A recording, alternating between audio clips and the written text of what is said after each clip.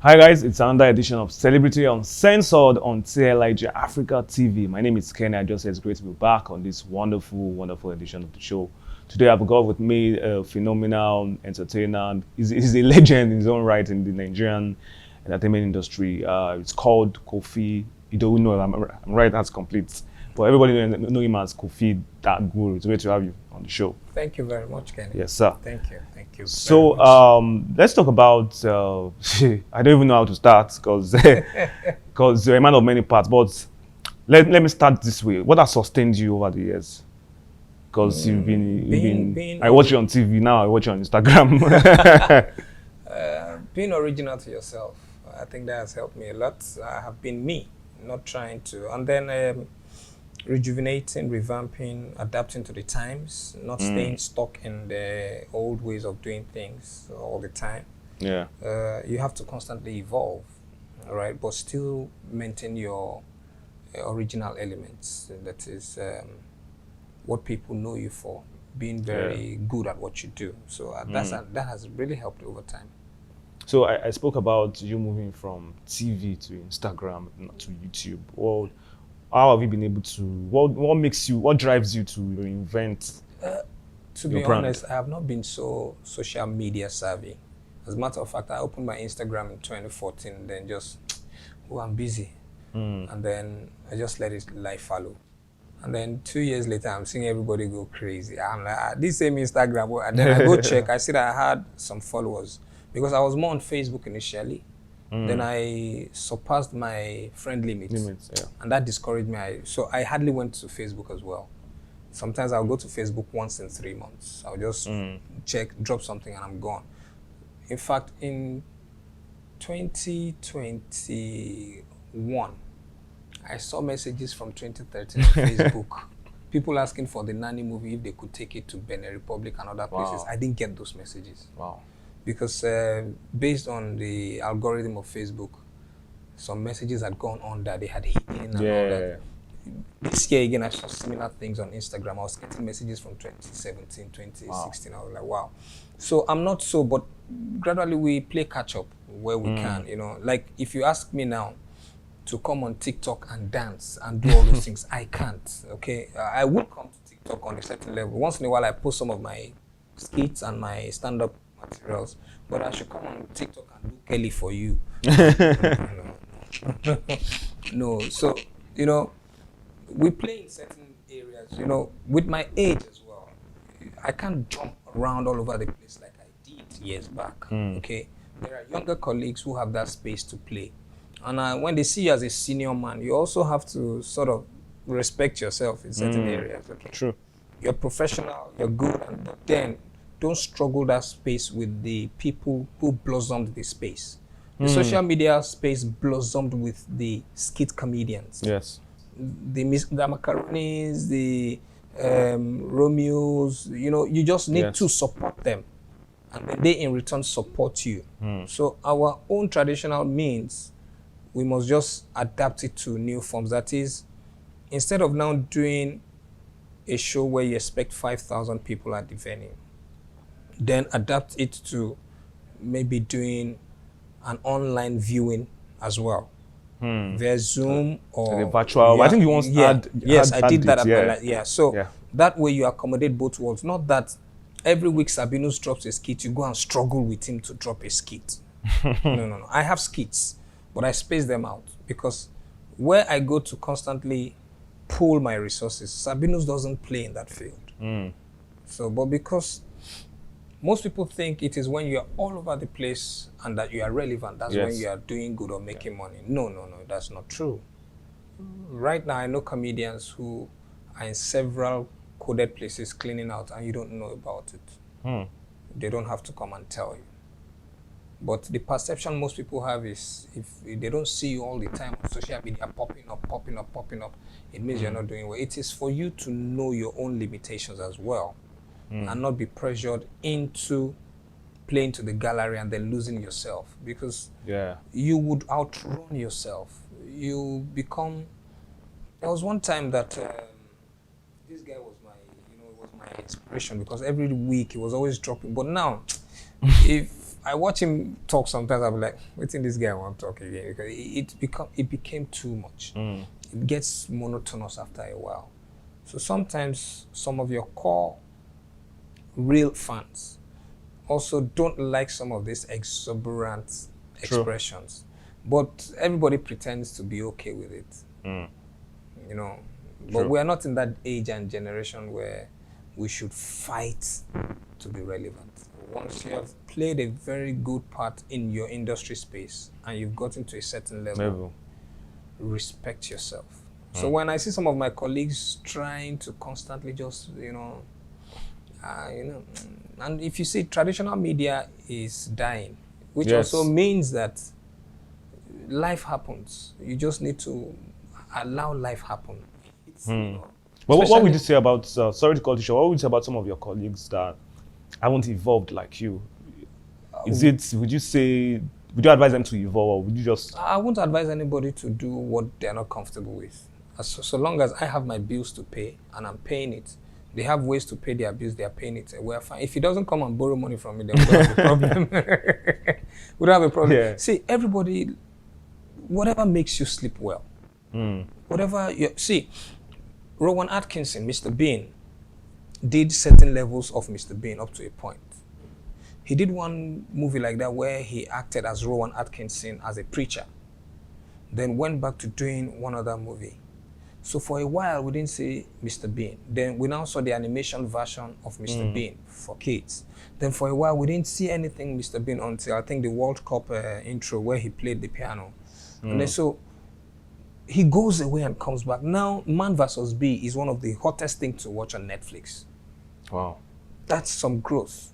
And what he did with Man vs. Bee, when you watch it on Netflix, you're like, wow, so it is possible to do this. Sometimes it is people like that that bring a reintroduction to how entertainment should flow. And what he did with Man vs. Bee is what Charlie Chaplin did as far back as the 50s. So sometimes we always have to go back. But it will take a sensible veteran to reintroduce new norms to a new age. But if the veteran continues to struggle with what is on board, he will lose himself in them and then not show them direction. I showed you something behind the scenes now. You're like, wow. Nobody in this age has done that. Yes. But by the time it comes out, some people will now be like, wow, oh, this is where we should go. Every artist shouldn't struggle with having a good album and have to just push one song to make it in life. When his fans, a lot of them who know the songs on the album feel like, why don't we have a video for this? He can tell a story with the album. That will now consciously change the music writing skills of everybody, because if you write good music, Chike's album, for instance, now I want to watch a Boo of the Booless movie. True. You understand? Because the music, but he just has maybe 1 or 2 videos, and that doesn't give me the joy I want. I want to watch a Simi music movie. I want to watch a Dekunle Gold music movie.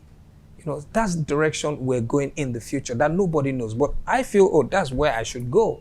Not that every album, I have 28 albums, 2 more coming, 30 at the end of the year. So I can't shoot a music video for every song. But I have fans who keep complaining that, Koffi, I like this song, I like this. Okay, this is what I would do. For J-Mo album, I'm making a music movie. So that's me reinventing and go into the future. So if I see a colleague of mine who cannot revamp himself, I will not sell my own brand idea to revamp him. It has to be him, what his spiritual tells him to do with his brand and his person. Okay, let me talk about what fuels your creative juice, because you're a man of many parts. You just mentioned that you have like 20-something albums. You have more than 10 movies. 22 movies. 22 movies. No How many loans. albums? 28 albums. Then you also have a book. 2 books. 2 books. So you're a man of mind. So what actually fuels? Because I know you're a creative, and I'm very sure you can't do without creating. Like from here, I'm going to the studio. Wow. I was supposed to have an event. So I'm going to the studio. Any given time and space. Yesterday I was taking photo sessions from there to the studio. So I can't just sit and, most of the times you people don't see me or hear anything. It's because I'm constantly cooking in that space for you to see tomorrow. You know, God forbid I die today, you'll be like, wow. Wow. Wow. Yeah. True. Amazing. So let's talk about, now I'm interested in, you said you didn't take loans. I'm interested in, how do you fund this project? Because of course I know you might have other businesses. No, I don't have any other business. You don't have any? No, I don't. Strictly entertainment. I save my money and I go. I don't borrow money from anybody. Wow, that means one was very, very, you were very mindful of your finances. What advice would you give to, before we go on a short break, what advice would you give to entertainers or young entertainers, on how to manage their money? Don't do it if you're not ready. Just, nobody's rushing you. Trust me, nobody's rushing you. I don't know where you're going to, but if this is what you want to do for life, Jide Kosoko has been in my face since 1984. I don't like him less. Oga Bello has been in my face since 1984. True. I don't like him less. Shola Shopawale has been in my face since 96. I don't like her less. If you're good at what you do, people will love you for life. Don't rush it. Just continuously evolve it and give them well. Don't push yourself to the extreme. If you don't have, Puff Daddy said it's all about the Benjamins in 97. Yeah. What you can have now, leave and you will. What you can't have now, leave it. All the things I could not have, I have them now in surplus. Yes. Some I don't even need. I open wardrobe that day, I say, God, see shoe rack. My father had just 2 pairs of shoes going to work. He only had 2 suits. I see suits, I say, God. Several times, once I shoot a project, I give out all the clothes. And clothes still full house. I have several rooms in the house. I can't sleep in more than one. But you don't flaunt sort I don't have to. It's not necessary. That's not what we're here for. The value and impact on other people should not be about material things. It's about intellect, what you pour into others that they can continuously also evolve with. The shoe will go to waste. The house, every other thing, they will go to waste. But the books I've written, for instance, I went to Lagoon School last week for their career day, and every young kid there wanted that book. That is more valuable to them than the 3-piece suit I was wearing because of the impact of the things I was telling them. When they heard all those words, they were like, I must have this book. In future, one of those kids will say, I was Koffi Tha Guru's book that gave me direction in life. That is what we should do. Not tell somebody, I just got this wristwatch, I just got this. If you're on your duty and you show off that this is what you're doing at the point of duty, in the line of duty, I agree with it. But you just wake up, you just want to show people that everything is well with you. Are you looking around you? Is that how you count your blessings? No. So we'll go on a short break. When we come back from the break, the conversation will continue. Stick around. Be right back.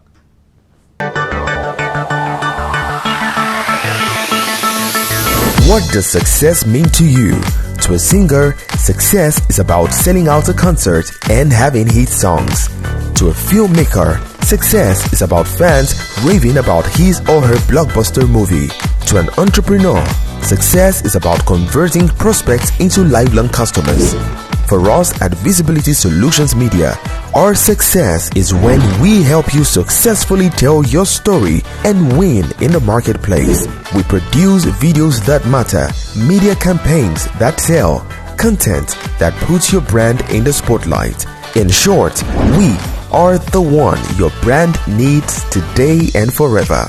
Visit us at vsmpr.com or call 0805 468 0266. Welcome back from the break. We still have the legendary Koffi Tha Guru with me here on Celebrity Uncensored. Let's talk about mentorship. Because when you started out, of course, you didn't just jump from heaven. You had a lot of mentors. Before Twilight Zone, you had people maybe in Unilag who mentored you. To be honest, I didn't know about that thing about mentorship. I was just clowning around.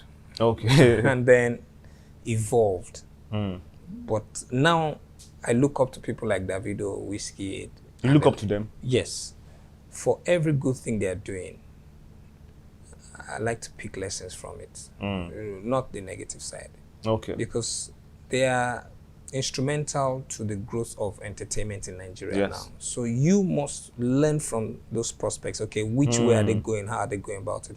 But when I was starting out, I didn't even know the terminology comedian.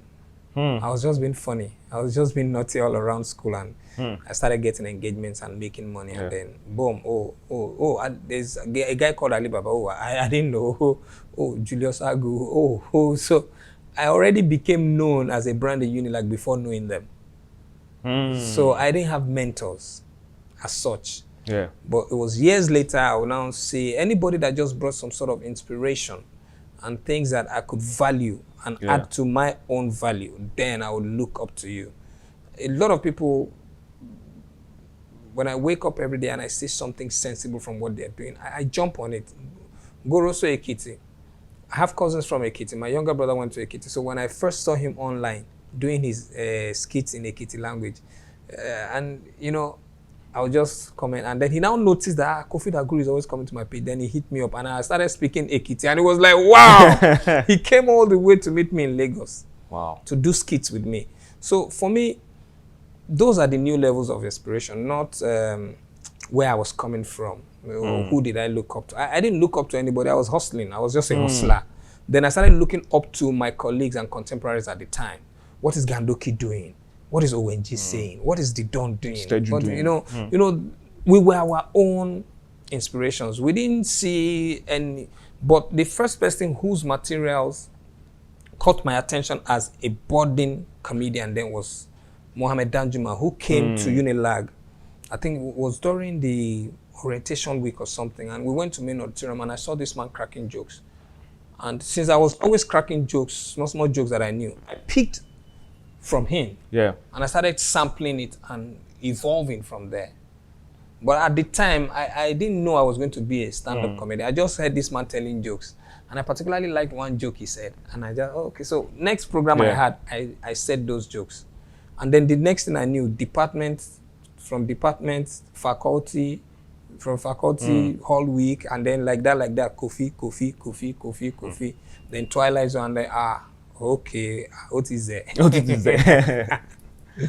Yeah, let's talk about comedy industry right now. In your opinion, you've been a comedian for more than a decade. You know. Well, like 25 years. Wow. Wow. Amazing. So what makes a good comedian, in your opinion? To be able to bring life to people, as in like you can look at a situation and bring it alive, and then to be able to dispense information whilst entertaining, because basically what you're doing, you're telling stories to be able to give people direction. Because if you go check almost every comedian you know, you see that they're bringing experiences of themselves or other people, or realities of things happening around us, so that we can be conscious of our environment and dealings and doings as humans. Good thing is Nigerians will love to laugh at our misery. So I can crack jokes about how police behaves, how something happened here, something happened there. So a good comedian should be able to pick from the environment and then translate it to either disseminate information, entertain, or correct societal ills.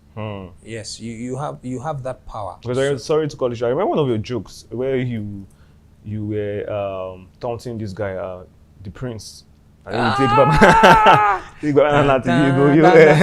know that joke till date, this is 2022, that joke was from 2014 or 15. That joke is still in circulation. I was at a first act gig, and one young comedian was cracking it with vigor and passion, and I was just sitting down there watching. He did not know and would never know that I was the original composer of that joke. So I've even seen someone arguing with someone, say, this joke with me, I just smiled. I was there, they were arguing, two of them were arguing that, Nami supposed to talk the joke. Why you can't talk the joke before me? They didn't know that the original owner was sitting down there looking at them like, see this ones. So you pick from your environment. And then at a point, some musicians came to meet me, say, Koffi, now, wow, they even take me crack joke. Wow. Yes. I can't mention name. At Terra Culture, one of them came to me, "You bro, what's happening, man? I see you do jokes about the band, you do jokes about the Prince. You're not saying any jokes about me." Like, and that was when I now did his own joke too. He did his own joke. I did his own joke too. If you Can know, I Google his name? if you okay, let me hear. Ikechuku come your door. Okay. So it was a pattern then that I would just, and especially if I like you and because when a comedian continuously uses you as their material, they keep you in focus. True. There are jokes that you hear that in your private moment, it just hits you again. You go, that Koffi guy, no serious, yeah. So if I did a joke about the band, it means once a D'banj song is playing, you remember Koffi, and then you look at the other side of the song and laugh, and then enjoy the song. True. So that's one of the powers of a good comedian, to be able to constantly pick materials. When I tell jokes about techno, or I tell jokes about Davido, like when we're doing Skelewu and all that, you know, everybody in the room, the next time Skelewu plays, they'll be like, Davido. Yeah. So jokes about your environment, about the realities, should be one of the strengths of a comedian. You can't just be stuck in pedestrian jokes or yabis that, you know, and then if current things are happening in your country and you cannot be able to make jokes out of it, then I was at a hotel some 2 days ago and I was telling them a reality joke, and I know that half of the audience were like, how this guy taking this in? Like, if Patience Jonathan, if Goodluck Jonathan had come back for real, like during these elections, as usual, Jonathan doesn't talk. It is Mama P that will still talk. Say, Shebi, when we there, and I say we not try. Shebi, those we try, don't show na pepe now, and I don't see her. Now we don't come back, and I go here. I didn't have to land it. It was the audience that landed it, because they could follow, and they could picture that it's true. This is something this woman would have. Yes. So you have to do jokes that people can pick and relate with, you know. And even the person I am mimicking would hear it and be like, they won't feel offended. Yeah. That's one other thing that I feel a good comedian should be able to do. Should be able to make situations that will not upset your audience or your client, you know. And everybody still finds a landing platform. Because there's a thin line between trying to be funny. I don't succumb to you picking on your clients or your audience. I don't like it. Once I see a colleague of ours trying to do jokes picking on people, I tune off, like, hey guy, there are 1,000,001 things to say. Right now in Nigeria, there are 1,000,001 things to say, as in like 20 comedians can come on stage right now and all of us will talk about different things. I'm talking about gas the other day and people are like, how you think like this? You know, we don't all have to think in the same direction. Yes. You know, I'm seeing somebody do Indians, if this situation happened now, Nigerians would do like this, Indians would have sang it. I've heard that over and over and over again. Everybody, you know, can't you go outside that box and still give me something Indian? I can give you something Indian without having to do it that way, because I have done that since childhood. So I'm expecting your generation, more enlightened generation, you should be able to talk about Indians in ICT, because they are the ones in technology all over the world. They are the ones all over our girls' DMs.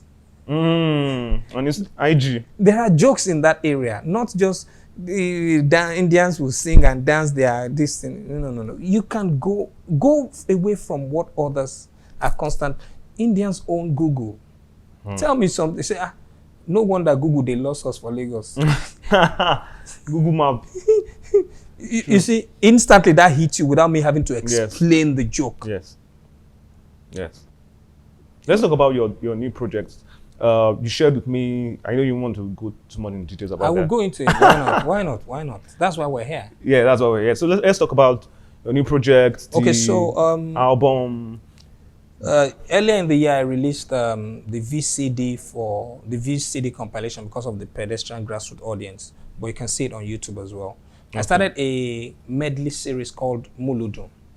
It's an ethnic-driven but hip, so it's a fusion of different trendy songs, then messages, sublime messages in between. So it's a medley, like them Sonny Ade used to do, like Fuji people used to do. So side A, 20 minutes, side B, 20 minutes. You just hear it.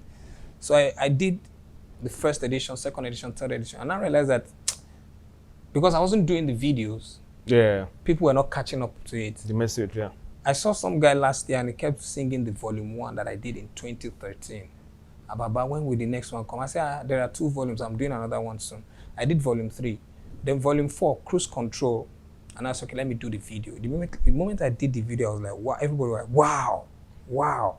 So we released the video, then we released volume 5 of Moludu. That's Good Vibes. Then I said, okay, let me go back to regular album. So we decided to do J More. Now, J More is the soul R&B side of me that nobody has ever heard or seen. You know, why did you call it J More?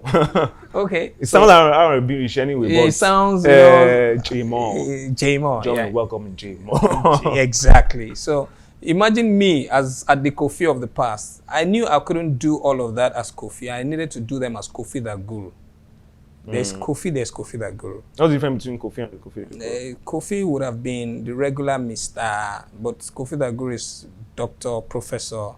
Okay. You know, lecturer 1, lecturer 2, doctor, professor. Okay. So I have grown. And I'm at the point where I can dictate what I want of myself. You know, it was the industry that would have dictated what I must be or do at the time. But now I've evolved, I've grown. I'm a master at the trade, okay? I'm tested and trusted. So I could say, this is me, this is what I am. You know, Trevor Noah would say, this is him, they will say yes. You know, Dave Chappelle will say, this is him, they will say yes. So I'm at that point where I'll say, this is me, and you say, nah, baba. But at the time, if I said I wanted this, they'll say, no, this is what we want. But now I can say, no, this is me, and you are, okay, not true. So if at the time when I was recording Walker Man, I Am Not a Tailor, the first R&B song I did was produced by So Sick, Those Eyes, in that same album. But I didn't release it. There was another song again. Years later, Hold Me, Will Never Let You Go. I could not release it because people wanted the Over My Show, Aroma Koffi. That's the song. You know? So at the time, they were not in this Chike, CK. CK. You know, you should be rap. I do rap. I have 2 rap albums. I have music on every level, high life, soul, everything, ethnic, everything. Because music for me is just my play area. So I needed to wait till that time when Nigerians would be like, okay, this sort of makes sense. And then when things would have evolved, I saw YouTube becoming the gold space in the future. But most people didn't see. So I was saving materials for YouTube. I saw the future where Facebook might, and now Facebook is the gold. True. So now I have a lot of materials that can play in those areas, and they've not been wasted. Because most of the things that we were doing then was waste. Or people were hijacking those contents and making money from it, but we, the owners of the content, were not. Alaba people were controlling everything. Yes, Alaba people. So true. Time came now when I said, okay, I think it's time to do J More. J More is simply my name in another way. You can never calculate it, never. Koffi is a male child born on Friday. So my neighbors in Morocco, you say, hey, Friday, how you day? In Yoruba, Jimo. Oh, Jimo. Friday. But if I said Jimo, will you answer? Jimo. So I just decided to recoin it. So it's a soul R&B project. It's called A Mirage of Heartbreak Songs. You know, it's breakfast season. Yes. You know, so it sounds like a literature book. Exactly. You know, you have to. And that's why I say go away from the norm. Let people be like, what is this? You know, let people be inquisitive. You know, curiosity makes products sell. You can keep it simple. But then let people want to be like, okay, what? And then I'm not recording it for a Nigerian audience per se. I see myself in that space where the last Nicolas Cage movie, go and check the title. something of massive talent. Very long title. Americans understand the need to title projects as should be. It's not about wanting to play. They will give the title that shows that they are intelligent people. We like simple things there, but once in a while, just put in an effort to try and, you know, do a little bit of research. So There's a part on the song, one of the songs, where I said several bleeps, no reply. And when the studio, and I was telling my people that should I leave that word or change it so something that they can understand, that they can easily pick. Somebody there said no. Let them learn from it. maybe they go to Google. Once they see the lyrics, they will like bleeps. Then they go and Google it and find out that there are several ways of saying bleep and it means the same thing. You know, so once in a while you should carry. Fela gave us a lot of emancipation, and today we are benefiting from it. You know, so once in a while, let's do that for our people. Okay, great. Koffi Tha Guru, we want to thank you for coming. And then we're making a movie very soon. I'll keep you posted. Another movie, me and ONG. Yeah, you guys, the first movie I watched was like our last more movie than a decade. was our last movie was in 2012, and it won Best Comedy Movie of the Year at the Best of Nollywood and Abuja International Films Festival. So 10 years later, we said, okay, let's not just rush it and do anything. Though Owen appeared in Man from Olusi, Lepashos took a cameo role, but now, like normal we used to do, we're coming with something. You like it. So guys, watch out for the return of Koffi and ONG. Thank you for joining us in today's edition of Celebrity Uncensored. We'll be right back. I want to appreciate Koffi Tha Guru. Thank you very much, joining us Kenny. on the show. Thank you so much. We pray for success in all your new projects. Amen. Thank you. Thank you. You too. Thank you. Thank you for joining us. God bless you.